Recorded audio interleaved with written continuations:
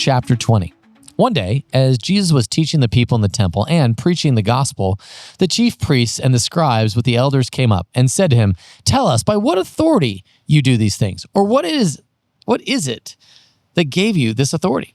He answered them, "I also will ask you a question. Now tell me, was the baptism of John from heaven or from man?" And they discussed it with one another, saying, "Well, if we say from heaven," he will say, "Why did you not believe him? But if we say from man, all the people will stone us to death, for they are convinced that John was a prophet." So they answered that they did not know where it came from. And Jesus said to them, "Neither will I tell you by what authority I do these things." And he began to tell the people this parable. A man planted a vineyard and let it out to tenants and went into another country for a long while. When the time came, he sent a servant to the tenants so that they would give him some of the fruit of the vineyard. But the tenants beat him and sent him away empty-handed. And he sent another servant, but they also beat and treated him shamefully and sent him away empty-handed. And yet he sent a third. This one also they wounded and cast out. Then the owner of the vineyard said, "What shall I do? I will send my beloved son. Perhaps they will respect him." But when the tenants saw him, they said to themselves, "This is the heir. Let us kill him so that the inheritance may be ours." And they threw him out of the vineyard and killed him. What then will the owner of the vineyard do to them? He will come and destroy those tenants and give the vineyard to others. When they heard this, they said, "Surely not." But he looked directly at them and said, "What then is this that is written? The stone that the builders rejected has become the cornerstone. Everyone who falls on that stone will be broken to pieces, and when it falls on anyone, it will crush him." The scribes and the Pharisees sought to lay hands on him at that very hour, for they perceived that he had told this parable against him, but they feared the people.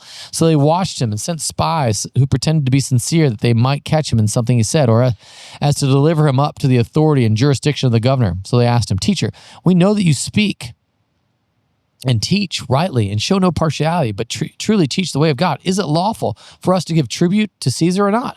But he perceived their craftiness and said to them, "Show me a denarius. Whose likeness and inscription does it have?" They said, "Caesar's." He said to them, "Then render to Caesar the things that are Caesar's, and to God the things that are God's."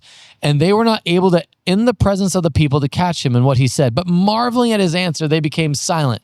There came to him some Sadducees, those who deny that there's a resurrection, and they asked him a question, saying, "Teacher, Moses wrote for us that if a man's brother dies, having a wife but no children, the man must take the widow and raise up offspring for his brother. Now, there were 7 brothers. The first took a wife and died without children, and the second and the third took her, and likewise all 7 left no children and died. Afterward, the woman also died.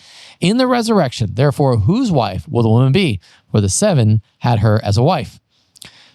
And Jesus said to them, "The sons of this age marry and are given in marriage, but those who are considered worthy to attain that age and to the resurrection from the dead neither marry nor are given in marriage, for they cannot die anymore, because they are equal to angels and are sons of God, being sons of the resurrection.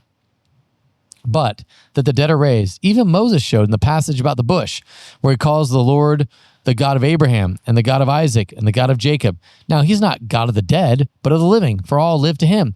Then some of the scribes answered, "Teacher, you've spoken well," for they no longer dared to ask him any question. But he said to them, "How can they say that the Christ is David's son? For David himself says in the book of Psalms, 'The Lord said to my Lord, sit at my right hand until I make your enemies your footstool.' David thus calls him Lord. So how is he his son?" And in the hearing of all the people, he said to his disciples, "Beware the scribes who like to walk around in long robes and love greeting in the marketplaces and the best seats in the synagogues and the place of honor at feasts, who devour widows' houses and for a pretense make long prayers. They will receive the greater condemnation."